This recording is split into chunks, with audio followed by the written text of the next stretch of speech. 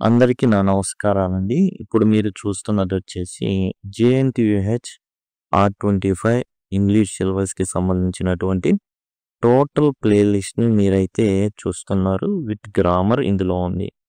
దీనికి సింపుల్‌గా మీరు కామెంట్ సెక్షన్‌లో లింక్ అని గనక అడిగినట్లయితే ఖచ్చితంగా మీకు ఈ ప్లే లిస్ట్ టోటల్ ఏవైతే వీడియోస్ ఉన్నాయో మీకు అయన్నీ కూడా యాక్సెసిబుల్ అవుతాయి. లింక్ అని గనక కామెంట్ చేసినట్లయితే మీకు ఖచ్చితంగా ఆ ప్లేలిస్ట్ లింక్ అనేది మీకు ప్రొవైడ్ చేయడం జరుగుతుంది. ఇప్పుడు మనం సెకండ్ యూనిట్ ఇంగ్లీష్ సిలబస్‌లో R25లో సెకండ్ యూనిట్ ఎమర్జింగ్ టెక్నాలజీస్ అంటే ఇప్పుడిప్పుడే అవి ఏమవుతున్నాయంటే శైశవ దశ నుంచి పుంజుకుంటున్నాయి.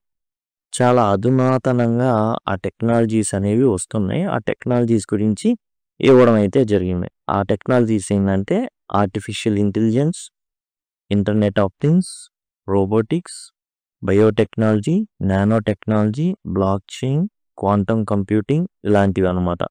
ఈ టెక్నాలజీస్ గురించి అయితే ప్రస్తావన జరిగింది. ఇప్పుడు దీనికి సంబంధించి నోట్స్ ఏదైతే మీరు చూస్తున్నారో ఆ నోట్స్‌ని కూడా మీరు ఒకవేళ కావాలి అనుకున్నట్లయితే డిస్క్రిప్షన్ ఉంటుంది. ఈ వీడియో కింద మీకు ఎగ్జాక్ట్‌గా డిస్క్రిప్షన్ ఉంటుంది. వీడియో ఏదైతే టైటిల్ ఉందో ఆ టైటిల్ క్లిక్ చేస్తే డిస్క్రిప్షన్ ఓపెన్ అవుతుంది. అక్కడ మీరు అదిగోండి ఈ క్లిక్ చేయడం ద్వారా ఇందాక చూసినటువంటి ప్లేలిస్ట్ పొందొచ్చు. ఆ తర్వాత మీరు చూసినట్లయితే ఇక్కడ చూడండి దీన్ని క్లిక్ చేస్తే ఈ విధంగా ఓపెన్ అవుతుంది. అక్కడి నుంచి పీడిఎఫ్ అయితే మీరు పొందొచ్చు.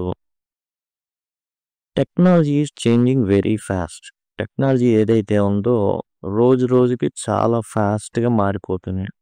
New inventions are called emerging technologies. కొత్తగా ఏవైతే పుట్టుకొస్తున్నాయో వాటిని ఎమర్జింగ్ టెక్నాలజీస్ అంటారు. యాక్చువల్‌గా మనం చెప్పుకునే ఆర్టిఫిషియల్ ఇంటెలిజెన్స్ 2024లోనో ఏమో మనం మన ప్రజా బాహుళ్యంలోకి వచ్చి ఉండొచ్చు. కానీ 2010లోనే అది స్టార్ట్ అవ్వడం జరిగింది. అయితే జనబాహుళ్యంలోకి వచ్చినటువంటి ఈ టెక్నాలజీసే ఎమర్జింగ్ టెక్నాలజీస్ అన్నమాట. They are not fully developed but have the power to change society, jobs, daily life. ఈ ఏవైతే ఎమర్జింగ్ టెక్నాలజీస్ ఉన్నాయో ఇవి ఏందంటే సొసైటీని మార్చగలవు, జాబ్స్‌ని ఎక్కువగా తేగలవు లేదా తగ్గించగలవు అండ్ డైలీ లైఫ్‌ని కూడా చేంజ్ చేయగలవు అన్నమాట ఇవి. మొదటిదొచ్చేసి ఆర్టిఫిషియల్ ఇంటెలిజెన్స్. ఇదేందంటే has improved with deep learning and neural networks. Deep learning అనేది సాధ్యమైంది. ఎందుకంటే చాలా అధునాతమైన కంప్యూటర్లు, quantum computing as well as GPUs రావడం. వాటి వల్ల ఏమైందంటే ఆర్టిఫిషియల్ ఇంటెలిజెన్స్ అనేది చాలా తొందరగా మెషిన్ లెర్నింగ్ సాధ్యమైంది. ఏదైతే మెషిన్‌కి నేర్పియడం అనమాట. Today AI can recognise images. అది ఏదైనా బొమ్మలుంటే రికగ్నైజ్ చేయగలదు. అండ్ మన స్పీచ్‌ని అర్థం చేసుకోగలదు. అండ్ కథలు రాయమంటే కథలు రాసిద్ది. బొమ్మలు కూడా గీసిద్ది మనం ప్రాంప్ట్ ఇచ్చినట్లయితే. The internet of things connects devices like cars, homes, machines through sensors and the internet.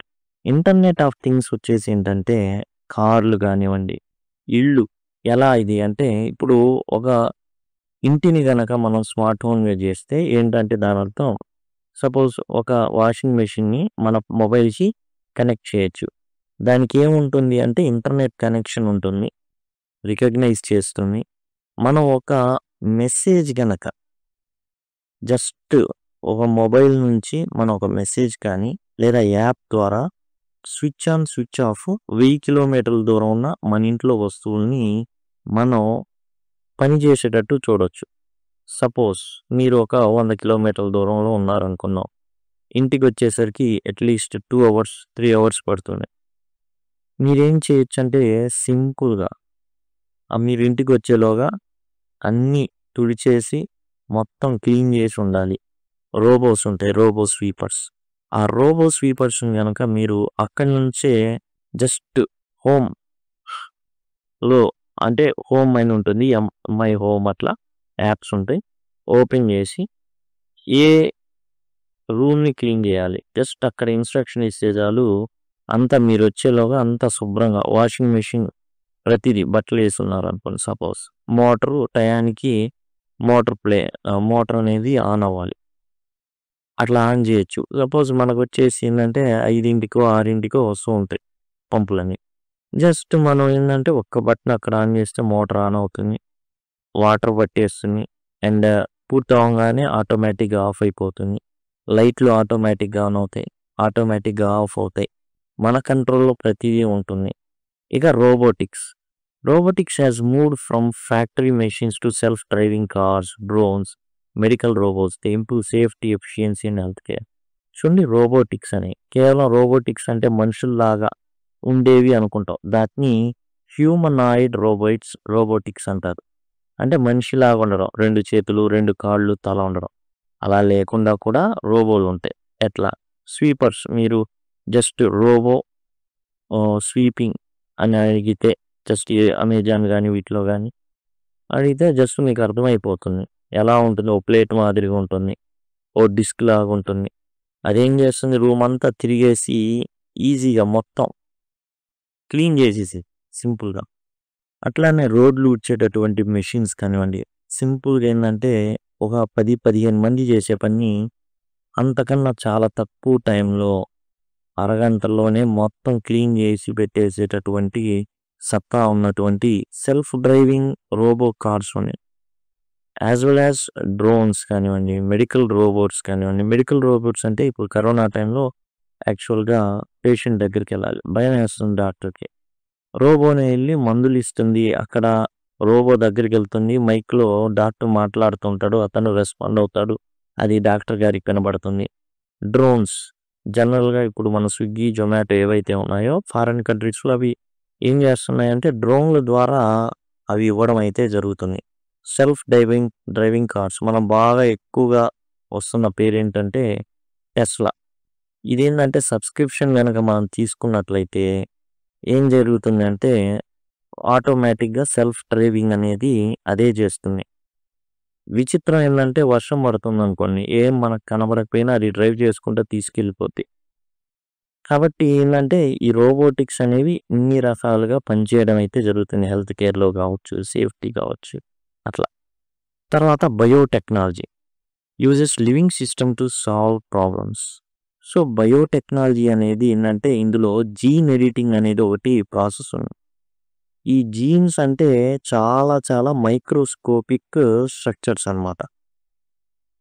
అయితే మైక్రోస్కోపిక్ స్ట్రక్చర్స్‌ని మరి ఎడిట్ చేయాలంటే ఏంది? కత్తెర కావాలి. మైక్రోస్కోపిక్ సిజర్ కావాలి. అట్లాంటివి కూడా కనిపెడుతున్నారు బయోటెక్నాలజీలో. జీన్ ఎడిటింగ్ చేయడానికి. అంటే ఏంది? ఒక జీన్‌ని అవసరమైన చోట కట్ చేసి ఇంకోటి అతికించడానికి. గమ్ కూడా కనిపెడుతున్నారు. లైపేజ్ పేరు ఉంటుంది. ఆ లెవెల్‌లో గమ్ అనేది ఉండడం అయితే జరుగుతుందన్నమాట. కట్ చేసి దాంతో అతికించడం ఆ విధంగా. Bio informatics can cure diseases. ఈ బయో ఇన్ఫర్మాటిక్స్ అంటే ఏంటంటే మన టోటల్ స్ట్రక్చర్‌ని అవి అధ్యయనం చేస్తాయి. డేటాని పొందుపరుస్తాయి.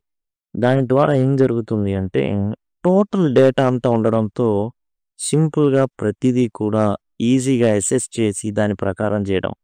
దానివల్ల వ్యాధులనేవి తగ్గుతాయి. వాటికి అంతేకాదు ఈ బయోటెక్నాలజీ ప్లస్ నానో టెక్నాలజీ కలిపి దీనికి ఉన్నాయి అనువర్తనాలు దీంట్లో.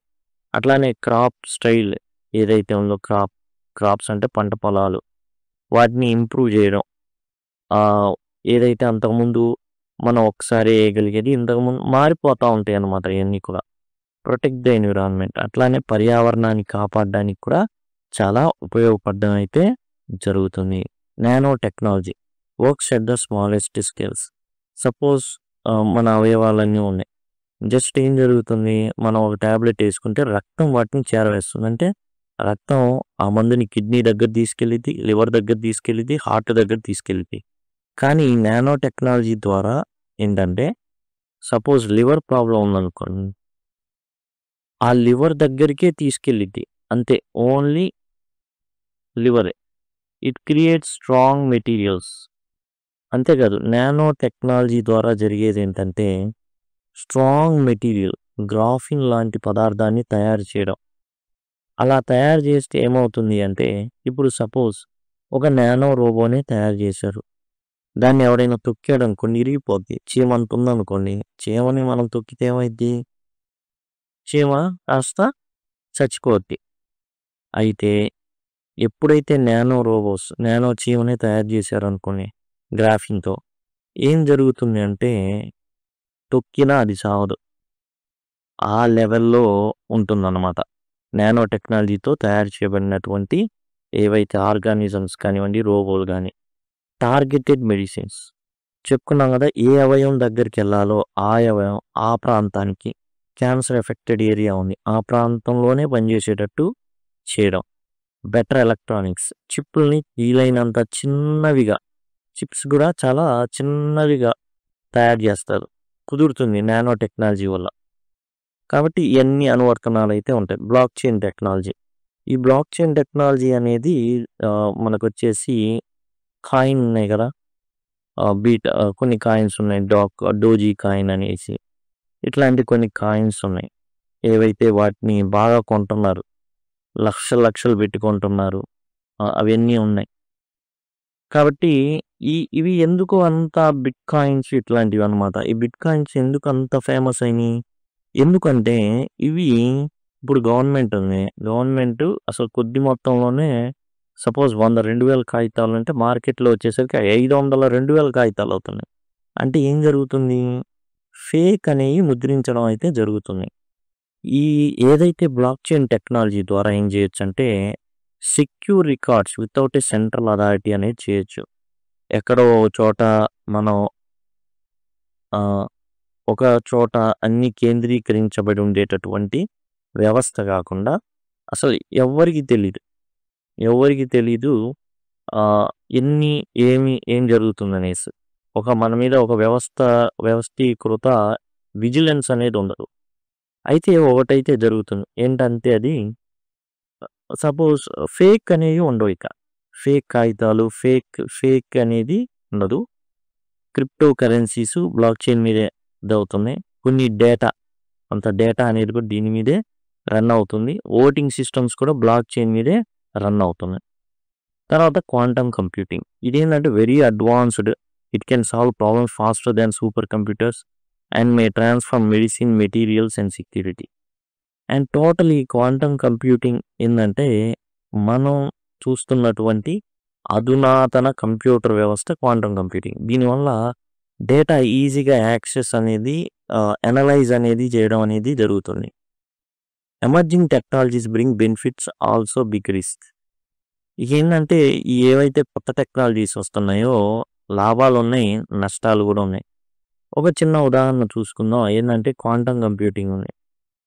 ఇది ఏం చేస్తుందంటే ఒక వ్యక్తి యొక్క డేటా ఏదైతే ఉందో టోటల్ డేటాని అనలైజ్ చేసి లూప్ హోల్స్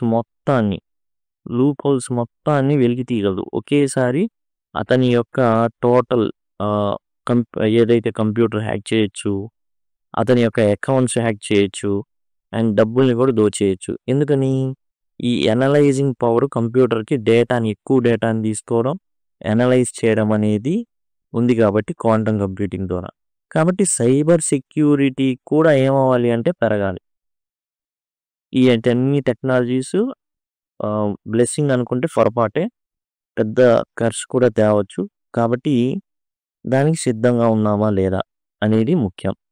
ఇదండి టోటల్‌గా. ఈ విధంగా నోట్స్ కావాలనుకుంటే యూ కెన్ పర్చేస్. అండ్ ఇక్కడ మీరు చూసినట్లయితే ప్లేలిస్ట్ కూడా మీకు అందుబాటులో ఉంది.